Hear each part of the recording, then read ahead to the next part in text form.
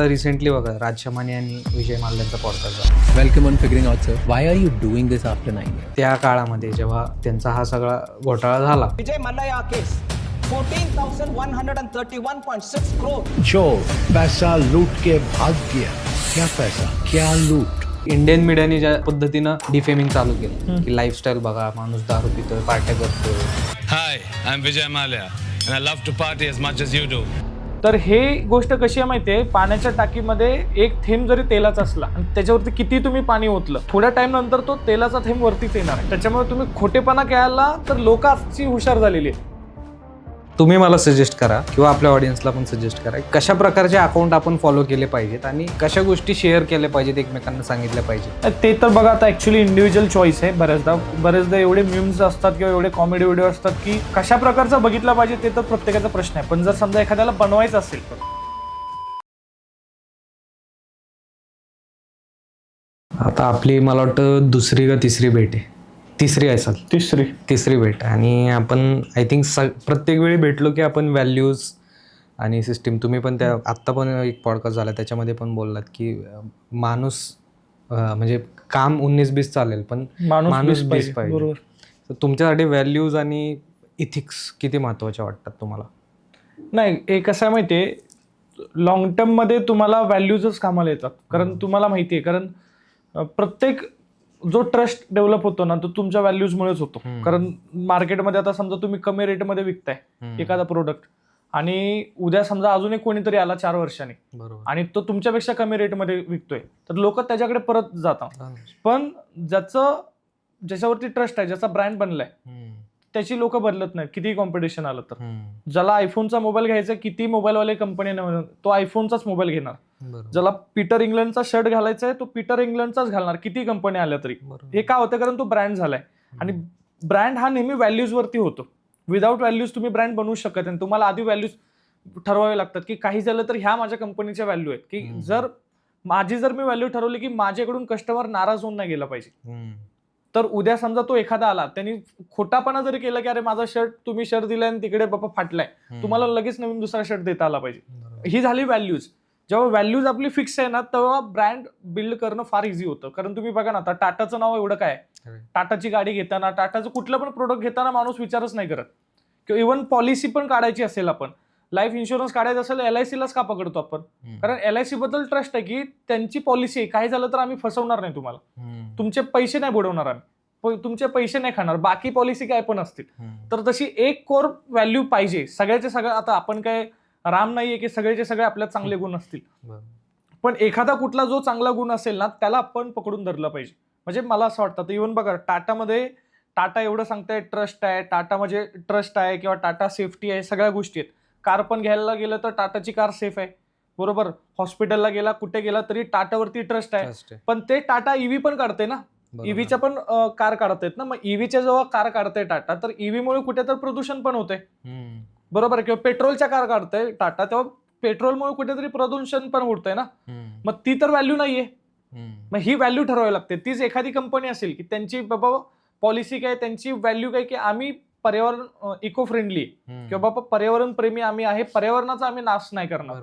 मग ते लोकांना लुबडत असतील पण पर्यावरणाशी ते लॉयल आहे. मग ही ह्याला म्हणतात काय की तुमची व्हॅल्यू, कोर व्हॅल्यू काय, मग त्याला पकडून चालायचं असतं. कारण सगळ्याच्या सगळ्या चांगल्या व्हॅल्यू ठेवून नाही चालू शकत.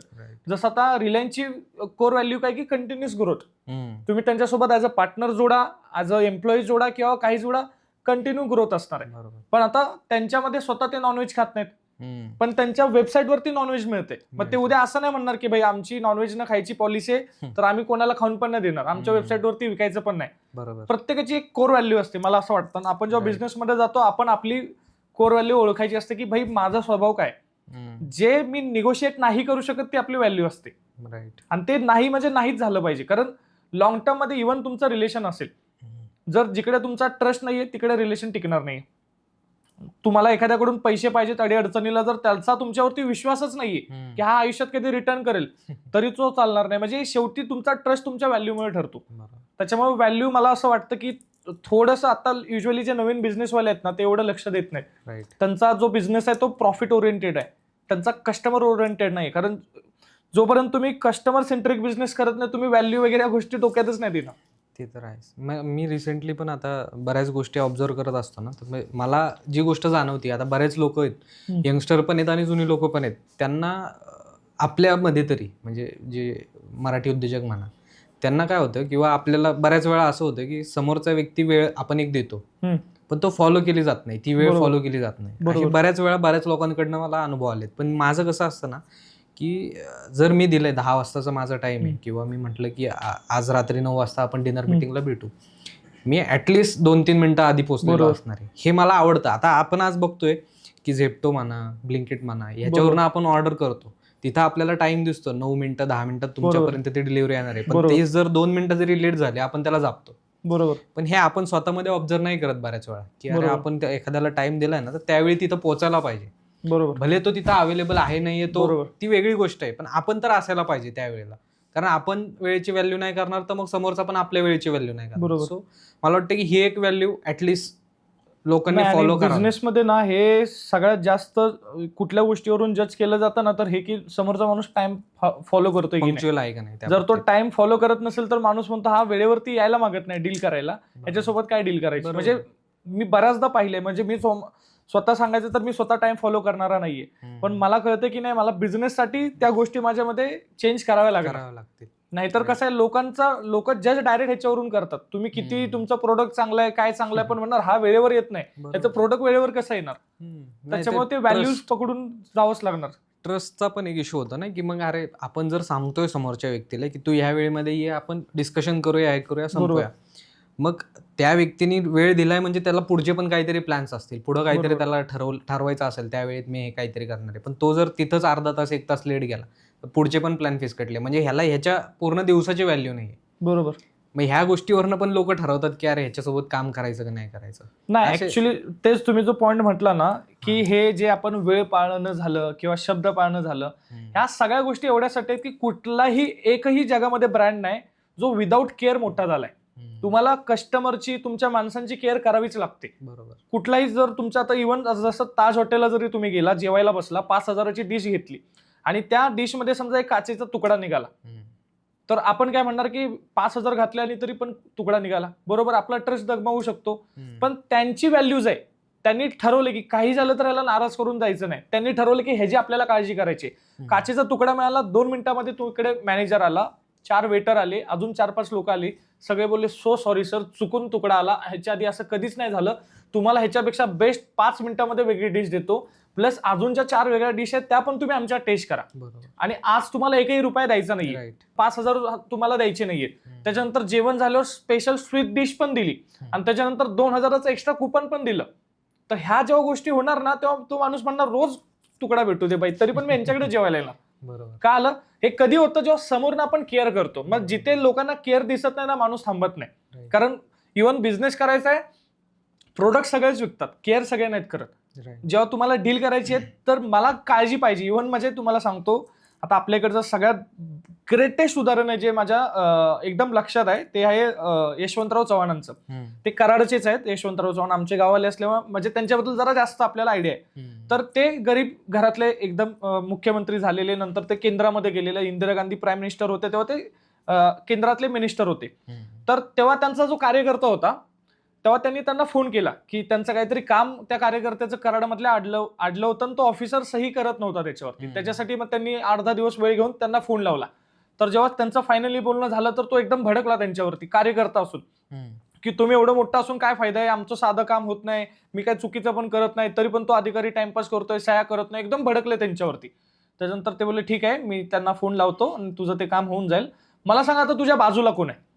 तर ते बोलले का, त्याला काय करायचंय बाजूला कोण आहे. तर ते बोलले नाही, मला सांग तुझ्या बाजूला कोण आहे, त्याला फोन दे.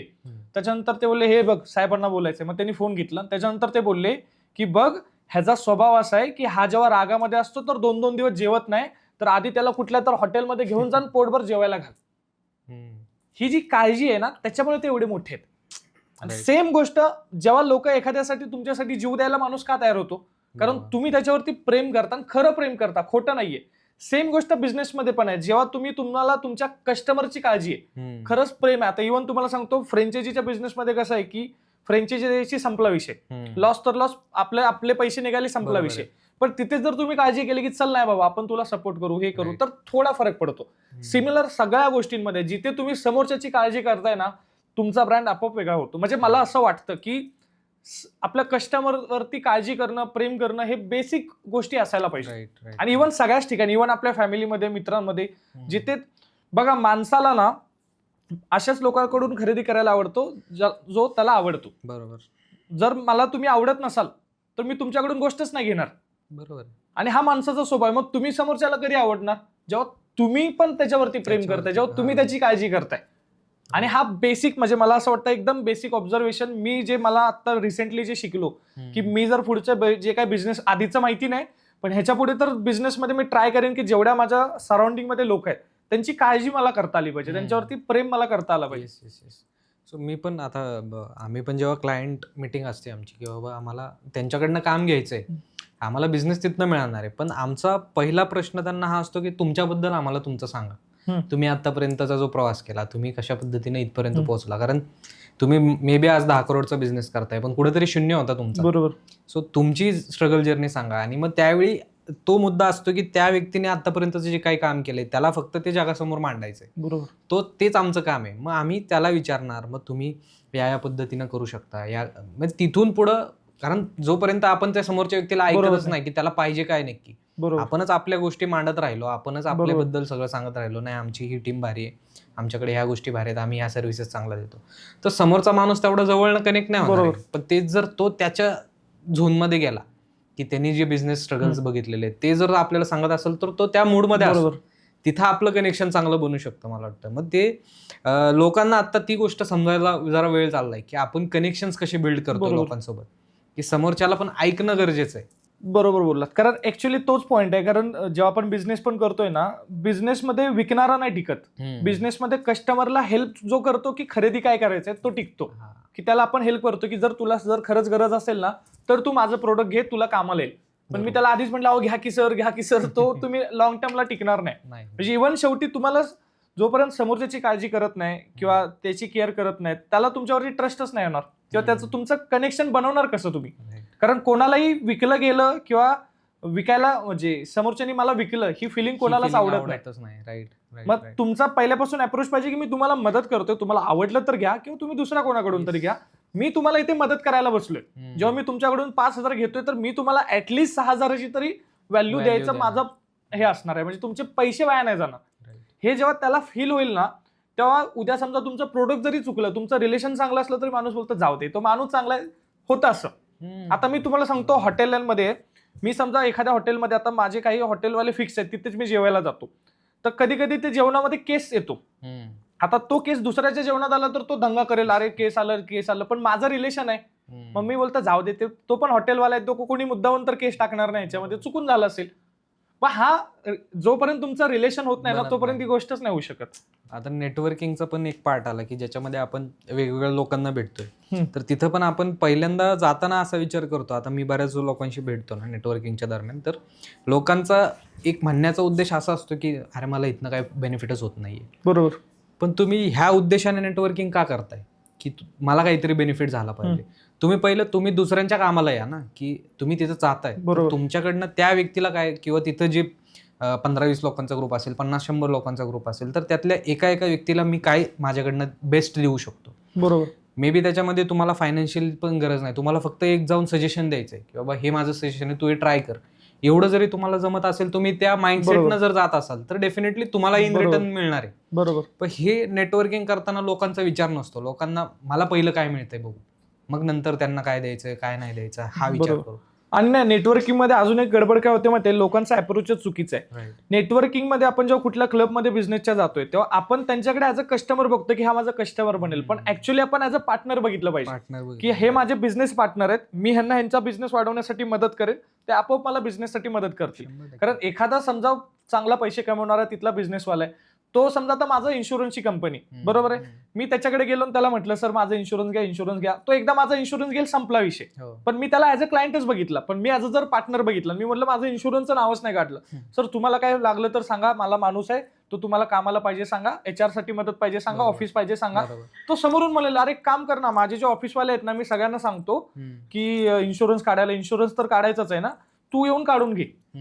का आलं काय? मग हे तो कधी करणार? जेव्हा पार्टनर आहे. म्हणजे जिकडे आपण काय करतो, तलवार आहे, तलवारीने आपण लिंबू कापायला यूज करतोय. आपण तलवारीचं काम तलवार करणार आहे, चाकूचं काम चाकूच आहे. त्याच्यामुळे नेटवर्किंग मध्ये आपण जेव्हा जातो ना, तेव्हा आपण पार्टनरशिप करायला, फ्रेंडशिप करायला जायला पाहिजे. बिझनेस बाय प्रोडक्ट आहे. कधी कधी तुम्हाला 2-2, 3-3 वर्ष बिझनेस नाही मिळत, पण कधी कधी एखादं कनेक्शन मिळतं, वेगळा काहीतरी तुम्ही जॉईंट व्हेंचर करता, तिकडून जास्त पैसे येतात. 10 वर्ष सेट होऊन जातात. हो, असंही झालंय लोकांसोबत. आता मला एक गोष्ट आठवते याच्यावरनच, की एका नेटवर्किंग ग्रुपमध्ये एक चांगले पुण्यातले व्यावसायिक आहेत, त्यांच्याशी माझी ओळख झाली.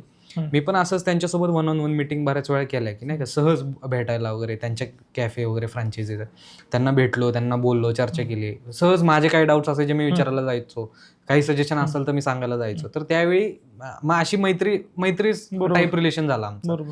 त्यांनी मग मला असं सांगितलं की बघ, माझी अशी अशी एक गाडी आहे, मला विकायची आणि मला नवीन गाडी घ्यायची, तर तुला हे फोटो पाठवतो, तुझ्या ओळखीमध्ये कोणाला घ्यायची असेल तर मला सांग. मग मी माझ्याकडे फोटो घेतला, मी असं पाठवलं 2-3 जणांना, विचारपूस केली, हे केलं. 2-3 महिन्यामध्ये पण असं काही कारण गाडी मोठी होती जरा, त्या घेणारा पण व्यक्ती तसा पाहिजे होता. तर मला एक दिवस असंच घरी जाता जाता मला ती गाडी दिसली, नंबर प्लेट पण मी बघितली तीच होती. तर मी त्यावेळी त्यांना अचानक फोन केला, सर अशी अशी गाडी मला दिसली तुमची, तुम्ही इथं आलायत का? तर मग त्यावेळी सर म्हटले ना, अरे नाही ती गाडी विकली ना आपण, मागच्या महिन्यातच डील झाली त्याची, विकली गाडी ती. ओके. मग 2 महिने आमचं काही त्यावेळी डिस्कशन झालं नव्हतं. 2 महिन्यानंतर मी फोन केला ना त्यावेळी, तर मला मग सहज फोन केला, बरं झालं, अरे आठवलं तुला, मला भेटायचंच होतं, तू मला उद्या भेटायला ये, आपण जरा चर्चा करू. भेटायला गेलो, चर्चा झाली, मला हे काम करायचंय, 6 महिन्याचं कॉन्ट्रॅक्ट घेऊन टाक. म्हणजे मला त्या एका फोनमुळे मला पुढच्या 6 महिन्याचं काम. बरोबर. म्हणजे मी कधीच त्या उद्देशाने मी त्यांच्यासोबत फोनवर बोलत नव्हतो, त्यांना भेटायला जात नव्हतो, पण जे काही कनेक्शन बनलं ते थ्रू आउट बनलं, की बरोबर माझ्या मागच्या 1 वर्षाची जी काय त्यांच्यासोबतची चर्चा आहे ती त्यांना कुठेतरी रिकॉल होत राहिली ना, की मी हे काम चांगलं करू शकतो, मी ह्याच्यामध्ये चांगला आहे, माझ्या ह्या व्हॅल्यूज.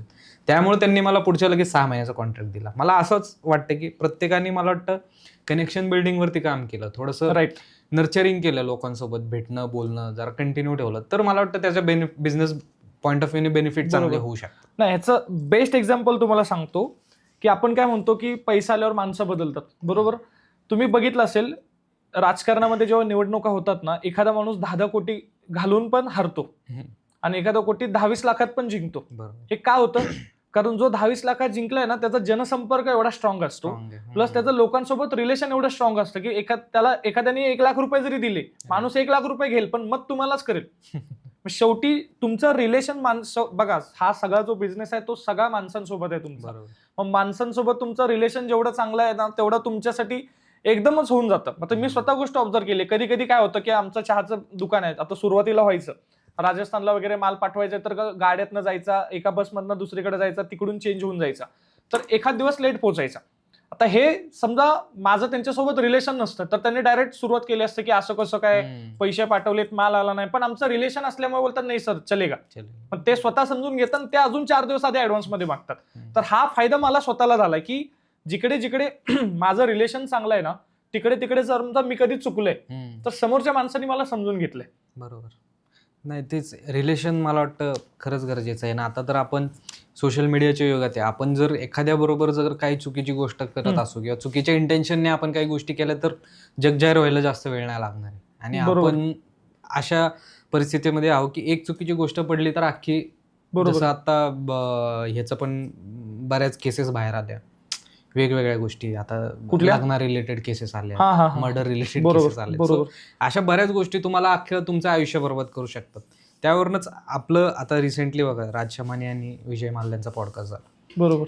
तर जो व्यक्ती म्हणजे त्या काळामध्ये जेव्हा त्यांचा हा सगळा घोटाळा झाला आणि ते बाहेर गेले, देशाच्या बाहेर गेले, आणि त्यावेळी इंडियन मीडियाने ज्या पद्धतीनं डिफेमिंग चालू केलं की लाईफस्टाईल बघा, माणूस दारू पितोय, पार्ट्या करतोय, पोरींबरोबर फिरतोय, फोटोज दाखवले, हे केलं. आणि आज एवढ्या वर्षांनंतर येऊन त्या व्यक्तीने त्याची एका 4 तासाच्या पॉडकास्टमध्ये इमेज क्लीन केली, बऱ्यापैकी केली असं म्हणता येईल, कारण आपल्या जवळपासची लोक तर चांगलंच बोलतायत. बरोबर. तर मग मला असं वाटतं ना की एक काळ होता जो फ्रंट एंड मीडिया जो होता, म्हणजे न्यूज चॅनल्स, न्यूजपेपर्स, की त्यावेळी एक काम होतं की लोक म्हणजे ती न्यूज मीडिया आपल्याला फेमस करायची. बरोबर. पण आज आपल्या हातात आहे, सोशल मीडियामुळे, की आपण स्वतःला फेमस करू शकतो किंवा आपण आपल्याबद्दलची इमेज लोकांसमोर दाखवू शकतो, आपण काय आहोत, आपण काय काम करतोय. तर आता तुमचं पण एक चॅनल आहे, तुम्ही इंस्टाग्रामवरती चांगल्या पद्धतीने लोकांना सजेशन्स देताय, काम करताय. तर आता या बाबतीत तुम्ही पण सांगा की लोकांनी आता कशा पद्धतीने याचा वापर करून घेतला पाहिजे, एकतर स्वतःची इमेज पण दाखवण्यासाठी आणि काय बिझनेस करतोय हे पण दाखवण्यासाठी. बघा, हे काय माहितीये, जर इंस्टाग्रामवरती जर तुम्ही फेक लाईफस्टाईल दाखवताय किंवा काही गोष्टी जर चुकीच्या दाखवताय, तर हे गोष्ट कशी आहे माहितीये, पाण्याच्या टाकीमध्ये एक थेंब जरी तेलाचा असला आणि त्याच्यावरती किती तुम्ही पाणी ओतलं, थोड्या टाइम नंतर तो तेलाचा थेंब वरतीच येणार आहे. बरोबर. त्याच्यामुळे तुम्ही खोटेपणा केला तर लोक आजची हुशार झालेली आहेत. आज बघा, 20 वर्षापूर्वी जेव्हा मूवी यायची ना, ते मूवी आजकाल बालिश वाटतात. अरे यार, हे असली मूवी बघायचो आपण. जसं शक्तिमान लहान असताना मी रोज बघायचो, पण आता शक्तिमान बघितल्यावर वाटतं यार किती बालिश सिरियल मी बघायचो. का? कारण आताची जनरेशन तेवढी हुशार झालेली आहे. लोक पकडायला हुशार झालेत की कोण खोट्याने कोण खरंय. जास्त वेळ तुम्ही फेक राहू नाही शकत. त्याच्यामुळे जर इंस्टाग्रामवरती पण आपल्याला यायचं तर पहिल्यापासून आपण ट्राय केलं पाहिजे की एकतर तुम्हाला ओव्हर एक्सपोज करायची गरज नाही, स्वतःचं सगळं शेअर करायची गरज नाहीये, पण मिर्च मसाला पण लावायची गरज नाही. जेवढं तुम्ही ऑर्गॅनिक ठेवाल, जेवढं तुम्ही फ्रेश ठेवाल, तेवढं ते लोकांना हिट होईल. आणि आजच्या काळामध्ये सोशल मीडिया म्हणजे अशी गोष्ट आहे की मला सांगा, आता 30 वर्षापूर्वी समजा एखादा माणूस जॉबला जात होता, आता तो रिटायरमेंटला आल्यावरती तेवढा, आता ज्याला तेवढा पगार मिळतोय ना, त्याच्यापेक्षा जास्त पगार आता 20-21 वर्षाचा मुलगा कमवतोय. म्हणजे आत्ताच्या काळात पैसे कमवणं सोपं आहे. बरोबर. जुन्या काळामध्ये माझी आजी, माझे जेव्हा आजोबा मुंबईला असायचे तेव्हा त्यांना पत्र लिहून सांगायचे की असं असं झालेलं आहे, घरामध्ये आजारी आहेत, हे आहे, ते आहे. म्हणजे ते पत्र आणि त्या पत्रावरती प्रत्येक शब्दागणित पैसे वाढायचे. पण आता जगातल्या कुठल्याही माणसाशी आपण व्हिडिओ कॉलवरती बोलतोय. म्हणजे कनेक्टिव्हिटी वाढलेली आहे, पैसे कमवणं सोपं झालेलं आहे, सगळ्या गोष्टी सोपे झालेल्या आहेत. त्याच्यामुळे आजच्या काळामध्ये जगभरामध्ये पसरण्यासाठी सगळ्यात बेस्ट माध्यम काय तर सोशल मीडिया. बरोबर. जगाच्या, आता मी तुम्हाला सांगतो, माझ्या ज्या रील्स आहेत फक्त महाराष्ट्रात नाही बघितल्या जात. माझ्या रील्स US मध्ये बघितल्या जातात, पोलंडमध्ये बघितल्या जातात, कॅनडामध्ये, UK मध्ये बघितल्या जातात. तिथली मराठी लोक पण बघतात. हे पॉसिबल झालं असतं का सांगा? हे 10-20 वर्षापूर्वी टीव्हीवरती मला महाराष्ट्राच्या लेवलला जरी न्यूजवरती जर ऍड द्यायची असती तरी मला झिपली नसती. एवढा फुकटचा जर ऑप्शन आपल्याला भेटलाय, म्हणजे आपण काय म्हणतो की देवानी जर मला 10 कोटी दिले असते तर माझी लाईफ बदलली असती. 10 कोटीपेक्षा मोठी गोष्ट दिली देवानी, फक्त आपल्याला ओळखता येत नाहीये ती. बघा ना, भरपूर लोक आपल्या सोशल मीडियाच्या जीवावरती $1 बिलियन कंपनी केलेली. म्हणजे सोशल मीडियाच्या जीवावरती अख्खं लाईफस्टाईल बदलून गेलेलं आहे. एवढी ताकद सोशल मीडियामध्ये. आणि ते मला वाटतं ते तुमच्यासाठी वर्क करेल नाही करेल वेगळी गोष्ट आहे, पण ऍटलीस्ट तुम्ही ट्राय केलं पाहिजे. जर तुमचा बिझनेस असेल, काही पण असेल, इव्हन तुमचा बिझनेस नाही, काय नाही, तुम्हाला वाटतं की जस्ट मला शेअर करावं असं वाटतंय, एखाद्या गोष्टीचं मला चांगलं नॉलेज आहे किंवा मी जर लोकांना मदत करू शकत असेल तर सोशल मीडिया बेस्ट प्लॅटफॉर्म आहे. पण आता आपल्याकडे होतं पण असं ना की मी जरी करायचं म्हटलं तरी पण मी डायरेक्ट वरच्याचा जो टॉपला बसलाय ना त्याचा विचार करून मी चालू करणार की त्याच्या एवढं मला पाहिजे. आणि मग ते जर मला लगेच नंबर्स दिसायला लागले तर मग माझं मोटिवेशन डाऊन होणार, मी एकदमच बंद करून टाकणार किंवा माझी इच्छाच नाही होणार ते करायची. असं बऱ्याच लोकांचं होतं की नाही मला पॉडकास्ट करायचा आहे ना तर मग मी त्या लेवललाच करणार. बाबा राजशा मानी काय, रणवीर आलाबादिया काय, त्या लेवलचे माझे पॉडकास्ट असायला पाहिजे, त्या लेवलचे गेस्ट मला मिळाले पाहिजेत. तर मग हे कसं शक्यच नाही ना. तुम्ही आता सुरुवात करा, तुम्ही आता म्हणजे जसं आता तुमच्या पेजला मे बी जवळपास 3.5 लाख फॉलोअर्स झाले मराठीमध्ये, ते तुम्हाला 3 महिन्यात 4 महिन्यात झाले. पण त्याच्या आधी तुम्ही जे 2 वर्ष हिंदी पेजवरती काम केलं, बरोबर, त्याची तुम्हाला मेहनतीचं फळ आता या 3 वर्षानंतर मिळालंय. सो ही गोष्ट लोक बघत नाहीत. आज चालू केलं, उद्या लगेच मिळालं. आता माझं पण गेले 1.5 वर्ष मी कॉन्टेंट क्रिएशन करतोय, माझे 14-15 हजार फॉलोअर्सच्या मध्येच आहेत. पण मी कधीच फॉलोअर्सच्या नाद कधीच लागलो नाही. मला जेन्युइनली लोकांना बिझनेस रिलेटेड हेल्प करायचे की बाबा तुम्ही ह्या गोष्टी करा. मे बी मला त्या ह्याच्यामध्ये एका रीलला व्ह्यूज 3,000 असतील, पण त्या 3,000 पैकी 30 लोकांनी जरी गोष्ट ऐकून थोडीशी इम्प्लिमेंट करण्याचा प्रयत्न केला, म्हणजे माझं जिंकणं त्याच्यात आहे. सो अशा माइंडसेटने लोक येत नाहीत. लोकांना फक्त नंबर्स, फॉलोअर्स, लाईक्स आणि मग त्याच्यातनं कसं काय मॉनिटाईज होऊ शकतं, पैसा येऊ शकतो. तेच ना. तर बघा ना, व्ह्यूज साठी आजकाल तर एवढं ते सोशल मीडियावरती काही करायला लागलेत. म्हणजे घरीची भांडणं दाखवायची, शिव्या घालायच्या. म्हणजे एक तर आपल्याकडे काय काय लोक आहेत, आज मी मुंबई सोडली, गावाला आलो, गाव सोडलं, पुण्याला गेलो, इकडे गेलो, केरळला गेलो. म्हणजे व्ह्यूज साठी काही पण करायला चाललेत. म्हणजे बाबा आपल्या फॅमिलीवाले काय विचार करतील, आपल्या फॅमिलीला काय वाटत असेल, बाकीची लोक आपल्या फॅमिलीला कसं विचार करतील, आपल्या म्हणजे प्रॉब्लेम काय आहे की एखादी मुलगी किंवा एखादा मुलगा काहीतरी विचित्र कॉन्टेंट बनवतोय जर इंस्टाग्रामवरती, आणि तो विचार करतो की एवढी लोक मला फॉलो करतायत, एवढे लोक लाईक करतायत, लोक शिव्या घालतायत. आणि प्रॉब्लेम तिथे नाही, तुम्ही तुमच्या सुखासाठी, तुम्हाला नंबर्स दिसत आहेत, तुम्हाला व्ह्यूज दिसत आहेत म्हणून तुम्ही करताय, पण त्याचा इम्पॅक्ट फॅमिलीवरती पडतो ना. फॅमिली कोणाला फेस नाही करू शकत, तुमच्या आई वडिलांना लाज वाटते, हे पण आपण कुठेतरी बघितलं पाहिजे. म्हणजे बऱ्याचदा तर एवढी क्यू येते की मराठीमधल्या तर एवढ्या नशिबाने कमी आहेत, पण बाहेरच्या जर तुम्ही मुली बघितल्या, त्यांच्या रील्स बघितल्या किंवा मुलांच्या रील्स बघितल्या, जे काही घाणघाण शिव्या देणं किंवा जे काही कृत्य करणं रील्समध्ये व्ह्यूज साठी, ते विचारच करत नाही की घरच्यांवरती काय फरक होते. म्हणजे हा पण एक वाईट गोष्ट आता मार्केटमध्ये येते आणि लोक तर एवढी सरसकट शिव्या घालतात कमेंटमध्ये, काही फरक पडत नाही, काहीच फरक पडत नाही. आणि ह्या लेवलपर्यंत त्या गोष्टी गेलेल्या आहेत की जसं पैसा कमवण्यासाठी मग काही पण करायचं, दारू विकायची, मर्डर करायची, चोरीमारी करायची, तसं आता व्ह्यूज करण्यासाठी हा नवीन गुन्हेगारी सुरू झालेली आहे. मग ही गुन्हेगारी कसं आहे की बौद्धिक लेवलला, मानसिक लेवलला वातावरण खराब करायचं, संस्कार खराब करायचे. कारण असल्या ज्या रील्स येतात त्याचा परिणाम खूप वाईट होतो. आता पुणे सुपरस्टारच्या जेव्हा आपण रील्स बघतो तेव्हा आपल्याला एंटरटेनिंग वाटतात, पण ते बघून भरपूर लोक गटारात उड्या मारून व्हिडिओ बनवतात, भरपूर लोक काय पण वेड्यासारखं वागून व्हिडिओ बनवतात व्ह्यूज मिळवण्यासाठी. मग हे समाजामध्ये पण चुकीच्या गोष्टी होत आहेत की लोक म्हणतात की चला आपल्याला व्ह्यूज मिळाले म्हणजे आपण सुपरस्टार झालो, आपल्याला व्ह्यूज मिळाले, लोक ओळखायला लागली की म्हणजे आपण एकदम स्टार झाला, पण लोक शिव्या घालतात, लोक हसतायत. हे तुम्हाला माहितीये, मला तर अक्षरशः वाटतं की आपलं नशीब आहे की आपल्याला जाणवते की बाबा ही गोष्ट ओव्हर होते किंवा हे चुकीचं आहे, हे लोक आपल्याला काय म्हणतील. भरपूर लोक आहेत त्यांना कळतच नाही की लोक म्हणजे लोक ह्याच्याबद्दल म्हणतील काय. मग त्याच्यामुळे ते व्ह्यूज मध्ये गेलेत, त्यांना वाटतं व्ह्यूज म्हणजे खूप चांगलं आहे. नाही, अजून एक त्यामागचं कारण मी तुम्हाला सांगतो ना की ब्रँड्स पण काय करतायत ना, आता व्ह्यूज जिथं दिसत आहेत ना त्यांना डायरेक्ट मॉनिटाईज करून देत आहेत. मॉनिटाईज म्हणजे काय की समजा पुणे सुपरस्टारचं नाव घेतलं, तो आज एका मोठ्या ऍड मध्ये दिसतोय, बरोबर.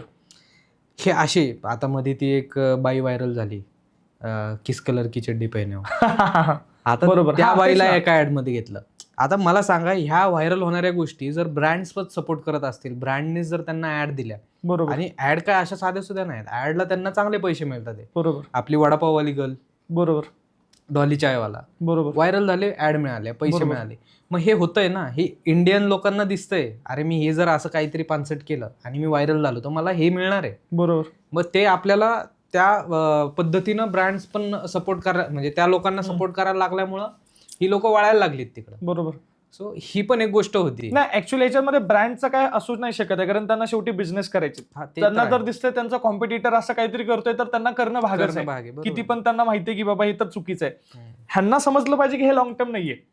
आता बघा, आत्ताचे जे तुम्हाला जे सो कॉल इन्फ्लुएन्सर दिसत आहेत, जे सेलिब्रिटी दिसत आहेत, 10 वर्षांनी जेव्हा तुम्ही बघा, जर आत्ता त्यांनी पैसे साठवलेले नाहीत, अशाच गाड्या घेण्यात ह्याच्यात जर उडवल्यात की नंतर त्यांच्यावरती फार वाईट वेळ, जर त्यांनी आत्ता त्याच्यासाठी प्लॅन नाही केला तर. कारण आत्ता सेलिब्रिटींना, इन्फ्लुएन्सर लोकांना पैसे मिळत आहेत, उद्या जाऊन स्वतः सगळ्या ब्रँडवाले कॉन्टेंट क्रिएशन मध्ये येणार, ते स्वतः कॉन्टेंट बनवणार, त्याच्यानंतर त्यांना दुसऱ्या वेगळ्या इन्फ्लुएन्सरची गरज नाही पडणार. मग तेव्हा जर तुमच्याकडे पैसे नाही, आत्तापासून जर तुम्ही सवय लावली अशी, म्हणजे तुम्हाला सांगतो सगळ्यात वाईट गोष्ट काय माहितीये की तुम्हाला सगळे ओळखतात, तुम्ही फार फेमस आहे आणि गरीब आहे, हे सगळ्यात वाईट. आणि त्यात तुम्ही अजून दाखवले की मी फार पैसेवाला आहे, तुम्ही पैशाचं सोंग घेतलंय, त्याच्यानंतर तर फार कठीण. आणि त्याच्यानंतर तुमचं ते एवढ्या इगोशी येणार की अरे मला एवढी लोक ओळखतात आणि मी आता येऊन जाऊन काम कसं करायचं, जॉब कसं करायचं. इव्हन तुम्हाला 50,000 जरी सॅलरी दिली तरी ते तुमच्या इगोशी येणार. भरपूर लोक आहेत की ते जॉब एवढ्यासाठी नाहीत करत की अरे माझे 20,000 फॉलोअर्स आहेत, मला लोक ओळखतात, मी आता मग जाऊन जॉब कसं करू. म्हणजे किती चुकीचा माइंडसेट आहे हा. म्हणजे ह्या लेवल पर्यंत पण बऱ्याच लोकांच्या डोक्यावरती परिणाम होत चाललाय. मग ते त्यांना वाटतं इन्फ्लुएन्सर झालो, हे झालो, ते झालं, काय नाही, कोणाच्या आयुष्यामध्ये काही फरक पडत नाही.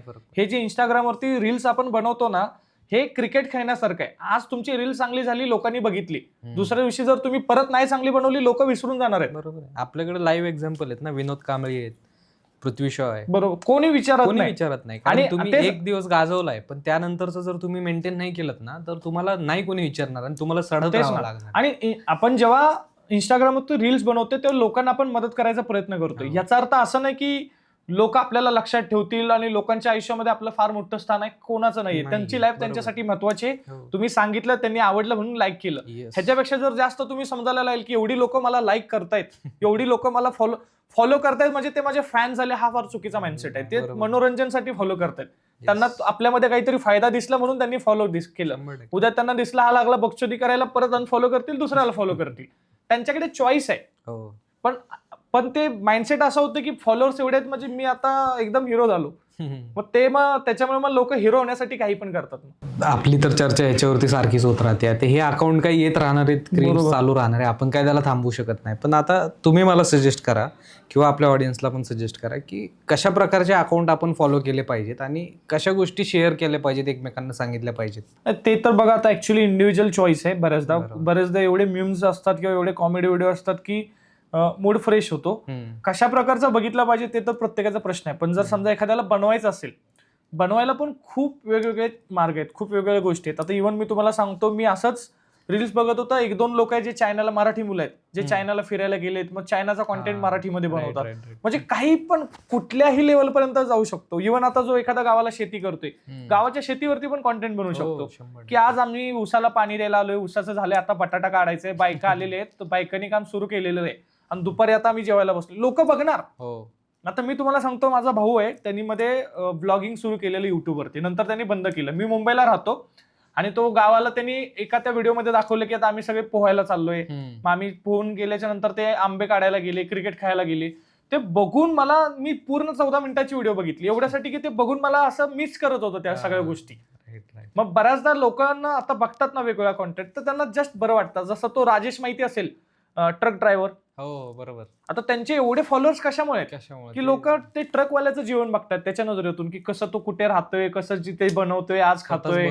आणि मग त्याचे ते हेडलाईन पण असते माहितीये की आज मेरा तबियत खराब आहे, आज बनेगा चिकन पुलाव. आणि त्याला व्ह्यूज 2-3, 4 मिलियन आहेत. मी स्वतः बघत बसलोय असं की ते चिकन, म्हणजे मला स्वतःला ते बघून इच्छा व्हायची की खायचं मन करायचं की अरे त्यांनी चिकन घेतलंय, आता मस्त धुतलंय, आता भात बनवलंय, आता तो खातोय.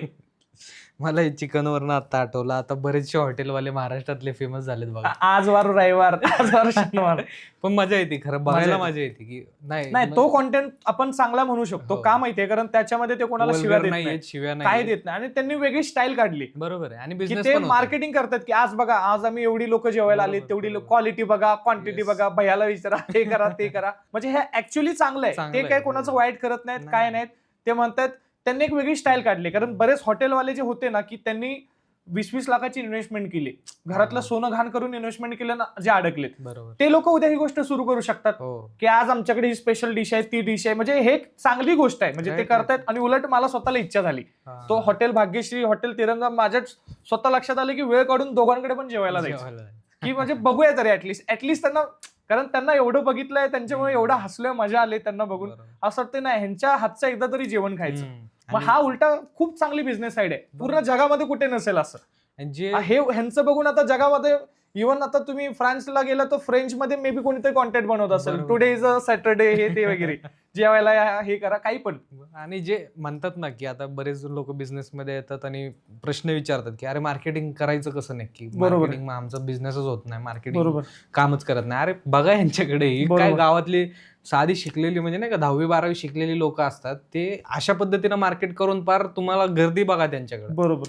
हा, पण तुम्ही हे पण लक्षात घ्या की ते लाईफ टाइम टिकणार नाही तुमच्यासाठी. थोडंसं तुम्हाला काही ना काही कंटिन्युअस करावं लागेल वेगवेगळ्या गोष्टी. सो ह्याच्यातनं शिकणं, ह्याच्यातनं काहीतरी घेणं महत्वाचं आहे. आणि दुसरी गोष्ट मला जी वाटते ना, मी तुम्हाला तो प्रश्न विचारला की फॉलो कोणाला केलं पाहिजे, जर माझं मत काय असतं त्या बाबतीत, की फॉलो अशाच लोकांना करा की जे तुम्हाला तुमच्या लाईफमध्ये काहीतरी व्हॅल्यू ऍड करणार आहेत. बरोबर. क्रिंज कॉन्टेंट तसाही तुम्हाला रील्समध्ये येत राहणार आहे, तुम्ही न फॉलो करता पण तुम्हाला ते दिसत राहणार आहे. त्यांना फॉलो करायची गरज नाही, पण कॉन्शियसली आपण ज्याला फॉलो करतोय ना त्यांनी तुम्हाला व्हॅल्यूज दिली पाहिजे. बरोबर. अदरवाईज तुम्ही त्याला फॉलो करून अर्थ नाही. नाहीतर मग फक्त त्या कॉमेडी किंवा नाही का काहीतरी वेगळंच काहीतरी दाखवतोय, तुम्हाला एंटरटेनमेंट मिळत राहणार आहे.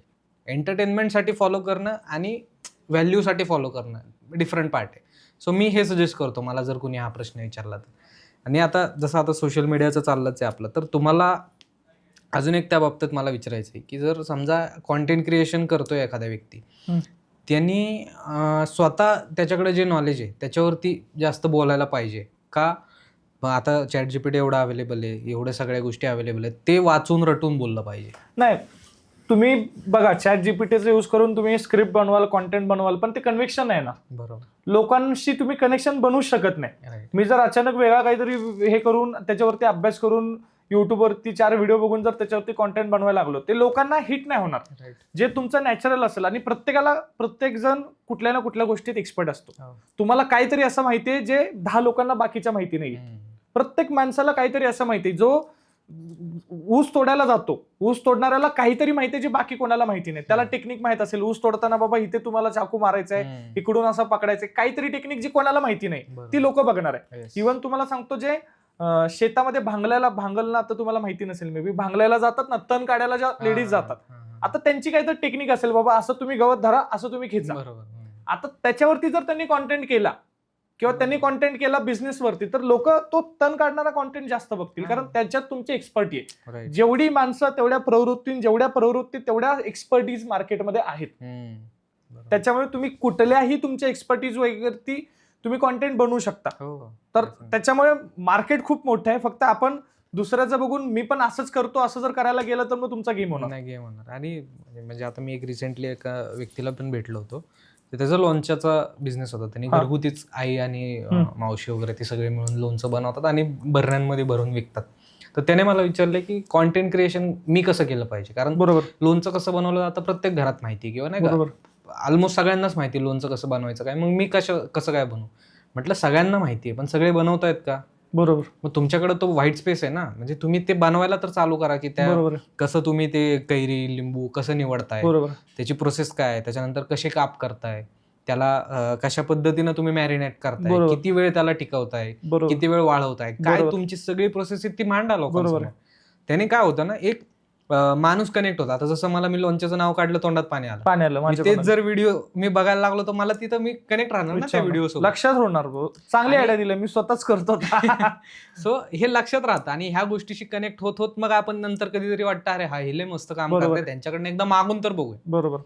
तुमचा ऑडियन्स एकदा बनत गेला की कस्टमर ऑटोमॅटिकली बनणार आहे. बरोबर. सो ही मी त्यांना सजेशन दिलं. मग त्यानंतर त्याने थोडं त्याच्यावरती काम केलं, आता चांगल्या पद्धतीनं चालू. सो मला हेच वाटतं की तुम्ही कुठल्याही बिझनेसमध्ये असाल, मे बी तुमच्या कॉम्पिटिशन मध्ये बरेच लोक आहेत, पण ती करतच नाहीत, तर तुम्ही करायला तर चालू करा ऍटलीस्ट. बाकी कोणी करत नाही, किंवा मग तुम्ही म्हणताय की ही गोष्ट तर सगळ्यांनाच माहिती आहे, बरोबर, करत तर कोणीच नाहीये ना. बरोबर. सो करायला तर चालू करा ऍटलीस्ट. तेच तुम्हाला आता इव्हन ते आता लोणच्यावरून आठवलं असेल तर, एक माहितीये एक दोघं नवरा बायको आहेत की कोण माहिती नाहीत, अनिकेत म्हणून आहे, अनिकेत तुला काय खायचंय, आणि असले व्ह्यूज येतात, ते बघून ते तोंडाला पाणी सुटतं. असं वाटतं की नाही, म्हणजे ह्यांच्याकडे जेवायला गेलं पाहिजे स्पेशली. उद्या जर त्यांनीच हॉटेल खोललं ना तर जास्त लोक जेवायला येतील त्यांच्याकडे, कारण ते ज्या प्रकारचे ते बनवताय, ज्या प्रकारे आमरस आहे तर आमरसचा तो रस आहे, तूप टाकताय त्याच्यामध्ये, चपाती, ते असं ते बघून ते मन करतं खायचं. मग असं मला अक्षरशः वाटलं की यार ह्यांनी जर उद्या आयुष्यात कधी हॉटेल खोललं तर मी नक्की जेवायला जाणार. काय, कारण काहीतरी वेगळं ते बनवत जातात. म्हणजे कॉन्टेंट क्रिएशन आजच्या काळामध्ये तुम्हाला सुपर पॉवर आहे जर ते तुम्ही करायला स्टार्ट केलं ना. आणि आता कसं आहे माहितीये, आता पुढे जाऊन लोक मूवी बघायला एवढे इंटरेस्टेड नाहीये. युट्यूब फक्त ते शिकण्यासाठी बघतात.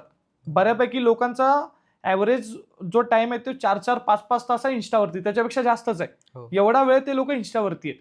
त्याच्यामुळे भरपूर स्कोप आहे तुम्हाला कॉन्टेंट बनवायला वेगवेगळ्या प्रकारचा. राईट. सो मला वाटतं मग आपण याच मोटवरती एंड करूया, कारण कॉन्टेंट क्रिएशन ही काळाची गरज आहे. तुम्ही आलं पाहिजे, बिझनेस पर्सन असाल किंवा इव्हन तुम्ही कुठल्या तरी फील्डमध्ये जाण्याचा प्रयत्न करताय आणि तिथनं चालू करणार असाल, तर मला वाटतं तिथनं काय काय शिकताय रोजच्या दिवसात ते तरी चालू करून तुम्ही केलं पाहिजे, असं मी पण सजेस्ट करेल आणि सरांनी पण सांगितलंय. सो कॉन्टेंट क्रिएशन आहे, आम्ही पण जे करतोय ते कॉन्टेंट क्रिएशनच आहे. हे पॉडकास्ट असेल किंवा आम्ही पर्सनल अकाउंटवरती पण जे काय बोलतोय, आणि त्याच्यातनंच आम्हाला कुठेतरी बिझनेस मिळतोय, आम्हाला लोक मिळत आहेत, नवीन नवीन चांगल्या संधी मिळत आहेत. सो मला वाटतं सगळ्यांनी करायला हवं. तुम्हाला पण तुमच्या फील्डमधलं जे काय नॉलेज आहे ते जर तुम्ही लोकांसमोर मांडलं, तुमच्या ऑथेंटिक वेने मांडलं, तर तुम्हाला डेफिनेटली त्याच्यातनं कधी ना कधी रिझल्ट मिळतील आणि त्याचा इम्पॅक्ट तुम्हाला तुमच्या पर्सनल आणि प्रोफेशनल लाईफवर होताना दिसेल. So sir, thank you so much, वेळ काढलात. आणि तुम्हाला पण थँक्यू, कारण मी भरपूर वेगळे पॉडकास्ट ट्राय केले, कारण आपली मराठी मुलं कोणीतरी सुरू करते, तर आपण नंबर्स मी बघतच नाही, तो आहे चल बाबा वेळ मॅच झाला तर मी येतो. पण तुमचं बघून असं वाटलं की नाही, हे जरा प्रोडक्टिव्ह होतं, मजा आली. म्हणजे असं ते इंटरव्ह्यू टाईप करून मलाही वैताग आलेलं की ते असं काहीतरी वेगळं जस्ट गप्पा मारत बसलोय, आणि तो जर खरा पॉडकास्ट असेल तर ते लोकांना पण मजा येते की जस्ट गप्पा मारतात. ऑर्गॅनिक आहे, नॅचरल आहे. नाही, फक्त प्रश्न उत्तर करण्यामध्ये मला पण तेवढी आवड नाही. मजा मला काय वाटतं ना की दोघांचंही सेल्फ बाहेर आलं पाहिजे, राईट राईट राईट. की मी काय आहे आणि तुम्ही काय आहात. बरोबर ते जर ऑन टेबल आलं, समोरासमोर मांडलं, तर बरोबर. ती गप्पांची जी मजा आहे ती लोकांना पण घेता येते, बरोबर फक्त आपल्या दोघांपुरती सीमित नाही राहत. बरोबर. त्यामुळे हे असं कन्व्हर्सेशन होणं मला वाटतं बरोबर. आता गरज ना ऍक्च्युली पॉडकास्ट म्हणजे व्हर्च्युअल गप्पा आहेत. राईट. एखाद्याला जर गप्पा मारायचे आणि त्याचे मित्र बिझी आहेत तर तो पॉडकास्ट बघू शकतो की 2 लोक पुढे गप्पा मारतायत आणि हा ऍज अ लिस्नर त्यांच्यामध्ये सहभागी झालाय. हा खरा पॉडकास्ट आहे. येस. तो इंटरव्ह्यू नाही बघणार की तुझा जन्म कुठे झाला, तुझा बोन कुठे झाला, तू पप्पा लेफ्ट कधी झाले, हे कोणी बघणार नाहीये. गप्पा मारल्या तर लोक बघणार जास्त. बरोबर बरोबर. म्हणूनच मी त्या बाबतीत म्हणजे नाही का असं ठरवलं की इंट्रोडक्शन वगैरे ठीक आहे, आपली नावं काय इथं खाली बरोबर. लिहून येतील किंवा आपल्याबद्दल सगळे प्रोफाईल्स मेन्शन केले की ते बघून घेतील. लोक आपण- शोधतील ना, तर लोक बघतील हा बाबा हाय कोण, जास्त बोलतायला बघू तरी, असं होईल, कळेल तरी. आपण जेवढं नॅचरल राहता येईल तेवढं नॅचरल बरोबर. बोलणं, जेवढं मनापासून मांडता येईल तेवढं मांडणं म्हणजे माझा विचार होता आणि तुम्ही पण त्या पद्धतीनं मांडलं. सो थँक्यू सो मच, एवढा वेळ दिला. आपण भेटत राहू, आपलं तर Yes, भेटणं yes, होतच yes. राहतं. नाही, ह्याला On जर camera- रिस्पॉन्स आला तर आपण दर महिन्याला एकदा येऊ. आपण On camera दोघांचं continue सुरू करू करू. काहीतरी. सूरज विशाल माझा जो खास मित्र आहे, एकदम माझ्या भावासारखा, त्याचं नाव पण सूरजच आहे. अरे वा. त्याच्यामुळे ते एक कनेक्शन आहे. May be Yes. आपली पण उद्या जाऊन तशी मैत्री होईलच. नक्की नक्की नक्की 100%. ओके. चलो चालेल, थँक्यू. थँक्यू.